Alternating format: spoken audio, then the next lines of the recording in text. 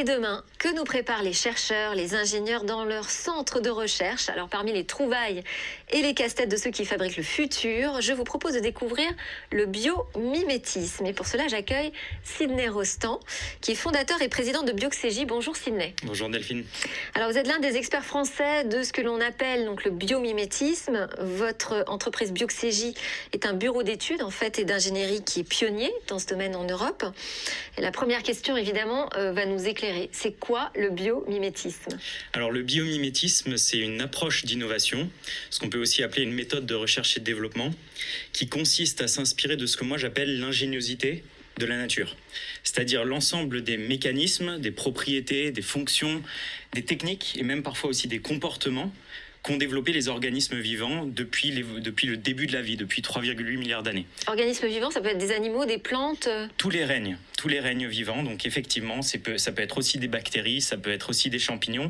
Et d'ailleurs, bon, ça dépend des définitions, les organismes vivants, les virus ne rentrent pas dans cette définition-là, mais on s'inspire aussi des virus pour créer des technologies. C'est vraiment ça qu'il y a derrière le biomimétisme, c'est le vivant, c'est un gisement de solutions, de techniques qui sont éprouvées, hautement sophistiquées, et donc on peut s'en inspirer pour améliorer nos technologies ou créer, imaginer des nouvelles technologies. Et ça concerne vraiment tous les secteurs. C'est un peu l'idée de la nature est bien faite, alors pourquoi on s'en inspirerait pas finalement? Oui, c'est ça en fait. Ça fait 300 ans que l'être humain crée des technologies avec finalement les révolutions industrielles successives. Mais par rapport au temps qu'a eu la nature pour perfectionner, parce que c'est vraiment ça, c'est du trial and error, on a vraiment je pense une leçon d'humilité à avoir et de se dire, les solutions les plus sophistiquées, en réalité, elles ont déjà été testées par la nature, elles ont déjà été prouvées. Est-ce que vous pouvez me donner deux exemples pour qu'on comprenne bien? Oui, je vais donner un premier exemple qui est d'actualité. J'en ai entendu parler hier avec un de mes ingénieurs. On a parlé du pangolin en fait pendant la crise du coronavirus. En réalité, le pangolin, vous le savez, c'est un des animaux les plus braconnés au monde, mais c'est aussi un animal extrêmement sophistiqué. Quand on prend par exemple la carapace du pangolin, c'est des milliers d'écailles en kératine. Et ça lui permet en fait de résister à des morsures de lion, etc. C'est un animal presque invincible, à part évidemment pour le côté braconnier. Et ça, c'est très intéressant. Ça a inspiré dans les années 80-90 le terminal de Waterloo où sont arrivés les Eurostars. Et les architectes, c'était le cabinet d'architectes Grimshaw, à l'époque avaient un dilemme, c'était qu'ils voulaient faire une grande verrière asymétrique. Ils avaient peu d'espace en fait pour fabriquer ce terminal-là. Et c'est un challenge ingénierial de pouvoir faire cette verrière asymétrique. Et ils se sont dit, ok, il nous faut une sorte de toit en écaille qui sache coulisser finalement comme la carapace du pangolin pour résister aux appels pistons, aux forces de piston quand les trains en fait rentrent dans ce terminal-là. Et donc ils se sont inspirés du pangolin pour créer ce terminal-là qui est un des plus emblématiques de la gare de Waterloo, et c'est là qu'arrivaient les Eurostars à l'époque. Donc ça, c'est un super exemple en architecture. Alors c'est là qu'on peut voir le lien peut-être avec les entreprises. Comment elles peuvent s'emparer de ces technologies de biomimétisme? Quels bénéfices elles peuvent en retirer finalement? Alors le bénéfice, il est très simple. Il est avant tout... quand il y a une entreprise aujourd'hui, son enjeu principal, c'est d'arriver, vous en conviendrez, à concilier la notion d'innovation, de compétitivité. Il faut que je me projette sur l'avenir, il faut que je continue à vendre, mais aussi la notion, entre guillemets, de survie, c'est-à-dire il faut que mes technologies soient soutenables, il faut qu'elles soient sobres, il faut qu'il y ait une notion de parcimonie. Et le biomimétisme, du coup, va apporter des prismes d'analyse technologique, des prismes de développement qui viennent s'inspirer de ce parfait équilibre qu'il y a dans la nature entre sophistication. Il faut que chaque organisme vivant doit résister en fait à son environnement, à ses prédateurs, il doit chasser, il doit bouger, il doit communiquer. Donc il y a un ensemble de technologies, ça permet d'innover, mais chaque organisme vivant doit le faire aussi dans une parcimonie des moyens, de l'énergie, des ressources. Donc c'est ça en fait le bénéfice que vont tirer les entreprises. Pour autant, il faut l'avouer, le biomimétisme depuis 20-25 ans, surtout depuis son essor aux États-Unis, reste un domaine qui est très universitaire, très académique, ça veut dire qu'il y a un vrai dynamisme scientifique, surtout en Chine, surtout aux États-Unis et en Allemagne. Mais c'est vrai que la courroie de transmission par rapport aux entreprises est très difficile à faire, puisque c'est une discipline qui est extrêmement subtile, qui suppose beaucoup de capacités d'extrapolation, d'abstraction. Ça mélange des disciplines qui sont très différentes, la biologie, l'ingénierie, parfois aussi le développer. On a des algorithmes bio-inspirés, etc. Donc c'est un orchestrage très difficile à réaliser. C'est pour ça qu'il y a un essor qui est encore à attendre. Moi, je pense que ça va venir dans les 10-15 ans à venir. C'est-à-dire qu'on n'a pas encore dans les entreprises des labos de recherche sur le biomimétisme. Ça commence à se voir. J'en ai vu dans des entreprises pharmaceutiques, à commencer par Johnson & Johnson, par exemple. Ça s'est fait aussi dans des fleurons industriels français, notamment dans l'aéronautique. Mais pour l'instant, ça reste très frugal. C'est-à-dire que vous avez des responsables de façon très silotée qui connaissent un petit peu ce sujet-là et qui, sur un projet très, très précis, vont faire du biomimétisme.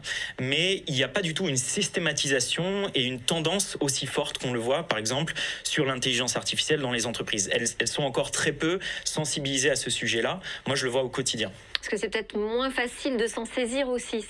Ça semble complexe à appréhender comme technologie. C'est très complexe et surtout, en fait, il y a beaucoup de biais cognitifs derrière cette notion de biomimétisme. Je le vois vraiment au quotidien quand on travaille avec nos partenaires R&D.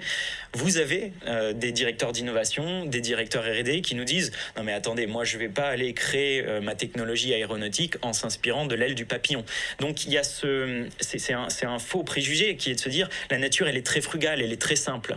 C'est presque un péché d'orgueil, comme je disais. Donc nous on a un travail d'évangélisation à faire qui est de dire non mais attendez, elle est sophistiquée pour telle ou telle raison. Et c'est là qu'il faut rentrer dans les détails d'ingénierie, c'est là que ça devient complexe. Donc c'est pour ça que le biomimétisme doit aller au-delà d'une simple philosophie. C'est vraiment une expertise selon moi.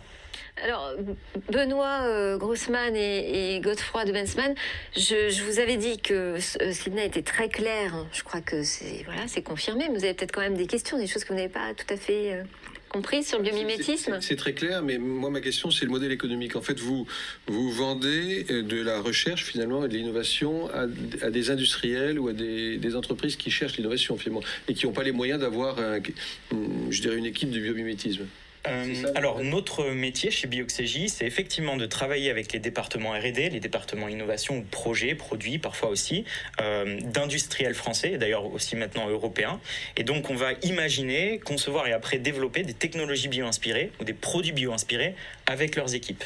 On travaille vraiment en hybridation, c'est-à-dire qu'évidemment, on n'a pas toutes les expertises. Par contre, il ne s'agit pas majoritairement d'entreprises qui n'ont pas les moyens de faire la R&D. En réalité, on travaille majoritairement pour l'instant avec des grands groupes.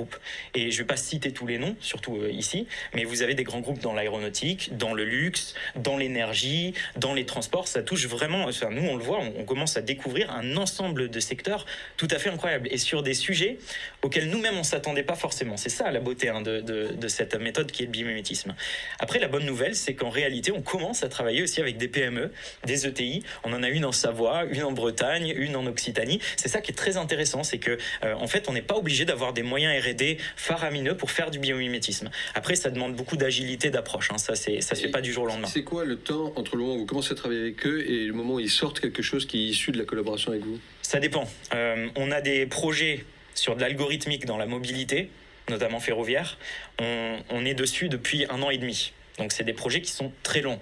Par exemple, comment est-ce qu'on va pouvoir créer l'autonomie d'un véhicule en s'inspirant des capacités cognitives de certains insectes à détecter des obstacles? Ça, c'est très intéressant. Ça prend beaucoup de temps de recherche, beaucoup de temps après de développement. Pour autant, on a des projets sur le luxe, par exemple, où il s'agit de développer certains produits de ces marques de luxe, où c'est beaucoup plus simple d'arriver aux preuves de concept, ce qu'on appelle l'époque. Là, on met 3 mois, parfois 6 mois.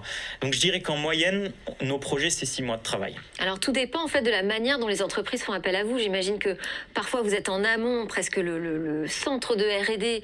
Vous allez vraiment faire un travail sur une recherche en particulier que vous allez peut-être pousser une fois que vous êtes prêt auprès des entreprises. Et d'autres fois, vous êtes sollicité pour travailler sur des points précis. C'est un peu comme ça que vous La plupart du temps, les entreprises n'ont jamais entendu parler de biomimétisme. Et quand je dis la plupart du temps, c'est 95% du cas. J'espère que ça va changer grâce à Smart Tech. Voilà, j'espère aussi. La bonne nouvelle, c'est que la tendance s'inverse. Mais c'est vrai que la plupart du temps, c'est vraiment nous qui allons de façon proactive voir les entreprises, les grands groupes, c'est vraiment des grands groupes, qui nous accueillent d'ailleurs par la grande porte. Donc ça, c'est une bonne nouvelle. Généralement, c'est des directeurs scientifiques, des directeurs directeur R&D, donc c'est vraiment dans les strates assez élevées de l'entreprise, parce qu'ils comprennent l'intérêt stratégique assez rapidement. Mais c'est aussi parce qu'on a développé maintenant depuis 3 ans, on a développé les bons éléments de langage qui permettent de convaincre. La bonne nouvelle, c'est que ça s'inverse, c'est-à-dire que moi je suis moi-même surpris parfois, et vous avez des grands groupes effectivement qui nous disent on a entendu parler de vous, Bioxégie, à la télé, sur LinkedIn, etc. On est intrigué, on veut faire du biomimétisme. Et c'est là où on va leur dire ok, ça tombe bien, c'est notre métier, mais après il y a vraiment une relation dans la durée qui s'installe. Attention, c'est complexe, le biomimétisme, c'est pas à prendre à la légère. Par contre, l'intérêt stratégique est vraiment avéré. Moi-même, je suis encore assez surpris de ce qui se passe. C'est-à-dire que vous avez la plupart de nos clients qui nous interdisent formellement de parler de ce qu'on fait, tout simplement parce qu'ils y voient l'intérêt stratégique. Ils ne veulent surtout pas que leurs concurrents le sachent. C'est ça aussi, je pense, la promesse qu'il y a derrière le biomimétisme, c'est que on voit rien que le fait que ça soit aussi confidentiel, on voit l'intérêt stratégique qu'ils y trouvent au bout de 5 mois, 6 mois, quand on commence à leur livrer les premiers résultats. Justement, vous parlez de long terme, on parlait de private equity, d'investissement sur le long terme. Benoît Grossman, qu'en pensez-vous? Et des exemples concrets de recherches qui ont été initiées par vous et qui... Il y a un exemple dont je peux parler, où on n'a pas les mêmes contraintes de confidentialité. Il y a quelques années, au tout début de notre entreprise, il y a une entreprise, un équipementier automobile français qui est venu nous voir et qui nous a dit ok, on aimerait se placer sur le marché des véhicules autonomes. Et notamment, ils avaient une problématique, c'est qu'ils se disaient aujourd'hui, on ne sait pas nettoyer, on ne sait pas protéger la caméra d'un véhicule autonome. Vous avez beau avoir la meilleure intelligence artificielle, à partir du moment où il y a une obstruction, que ce soit de la boue, de la neige, de la pluie, etc., votre intelligence artificielle, elle perd en fiabilité, donc votre véhicule perd en sécurité. Ils nous ont dit aujourd'hui, ce qu'on utilise, c'est tout simplement une rustine. On utilise les mêmes systèmes que vous avez sur le pare-brise, c'est-à-dire des gicleurs. Donc imaginez des petits gicleurs autour des petites caméras du véhicule autonome. C'est très problématique. Et les propres clients de notre client, donc c'est-à-dire des entreprises comme Mercedes, comme BMW, etc., ont commencé à leur dire bon, là on a un problème, ça consomme beaucoup trop d'eau. Ça pouvait consommer jusqu'à 100 litres d'eau à l'heure dans des conditions météorologiques. Il faudrait avoir des super réservoirs dans la voiture. C'est-à-dire que votre réservoir de liquide, au bout d'une demi-heure, 3/4 d'heure, il est complètement vide. Et nous, on leur a dit ok, ça tombe bien, la nature, elle sait très bien protéger, purifier, nettoyer des surfaces, notamment des surfaces visuelles. C'est là que notre métier commence, c'est-à-dire qu'on a dû repérer ce qu'on appelle des SBR, des systèmes biologiques de référence, des modèles biologiques. Donc vous aviez plein de choses. Vous avez on avait les pédipalpes des araignées, c'est-à-dire en fait ce qu'on pourrait appeler des mandibules qui viennent frotter les yeux parce qu'elles n'ont pas de paupières. À ce moment-là, on vient consulter les spécialistes, donc des personnes qui sont spécialistes des araignées pour comprendre comment ça marche.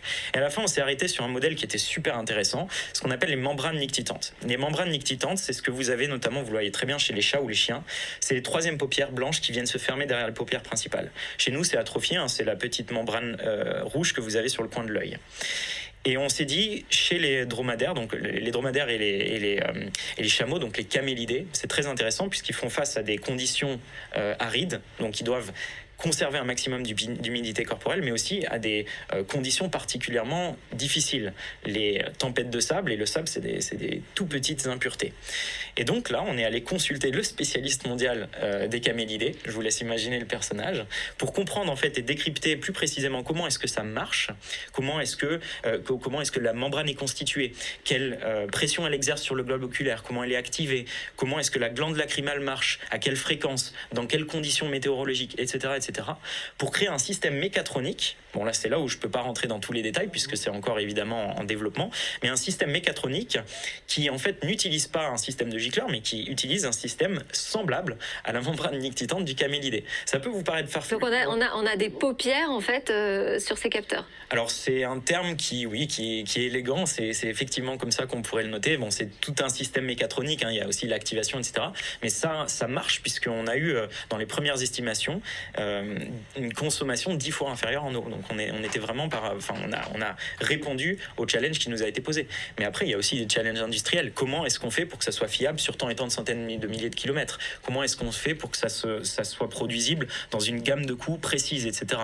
Donc on doit avoir aussi un pragmatisme industrielle avec nos clients. Ça se fait pas à la légère. Donc, c'est pas que de la philosophie biologique. Ça fait beaucoup d'histoires à nous raconter. J'imagine qu'on va vous revoir, Finlay. Je pense que ce sera intéressant de suivre ces idées inspirées de la nature. C'est une façon finalement de retisser des liens avec notre environnement aussi. Et c'est très dans l'air du temps, je crois. Merci à tous, merci à nos invités, merci à vous de nous avoir suivis pour cette grande première de Smartech. C'est la fin de cette émission. Alors j'espère qu'elle vous aura mis en appétit d'innovation et aussi de réflexion sur l'avenir. On continue d'en parler ensemble dès demain.